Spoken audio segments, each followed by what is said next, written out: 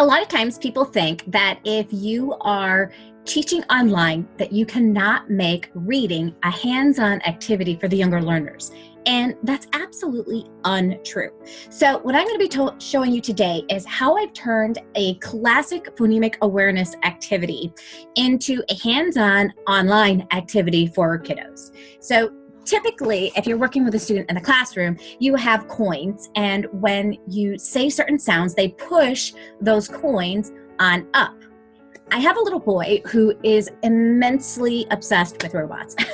So I decided that I was going to take this same idea of a game and turn it into they push the robot to make it fun and exciting for him. So let me show you how I went about that. So to create these little robots, what I did is I dragged image on down here and I created it to be the size that I wanted it to be. And you can see it's pretty big. So I just changed it to the smaller size over here. When you double click on it, you are able to insert an image. So I was able to insert this image on in there. So I'm just going to delete those latest changes I did. And then to make it so that he can move these little pieces, I clicked on draggable over here and I dragged it on top. So I highlighted the item and I then moved this draggable right on top of it so that it would be draggable. Then I created a button and I brought the button on down here and I matched it to be the size of this so that when he does push these on up, that it kind of covers up, you know, the number that it's there.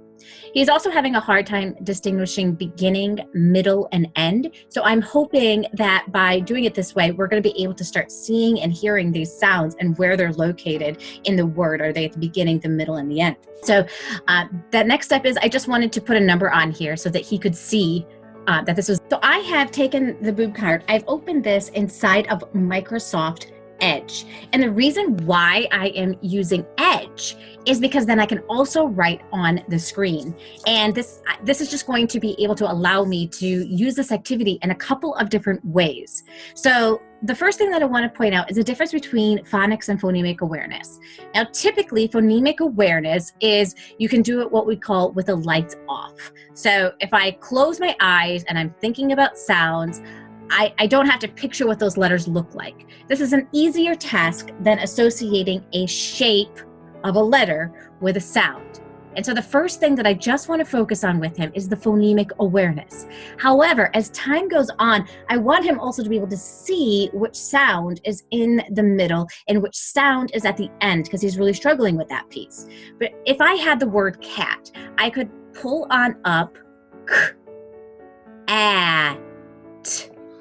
I could say, what sound did you hear in this spot, in the second spot?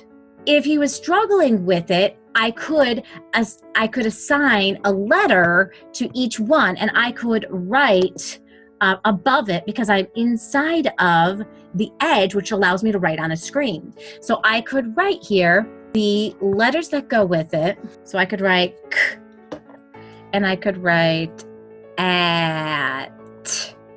So I've got now cat. So now I can say, okay, our first sound is k. Now I do have to take off the ability to write so that I can move these again the way that they were intended to be moved.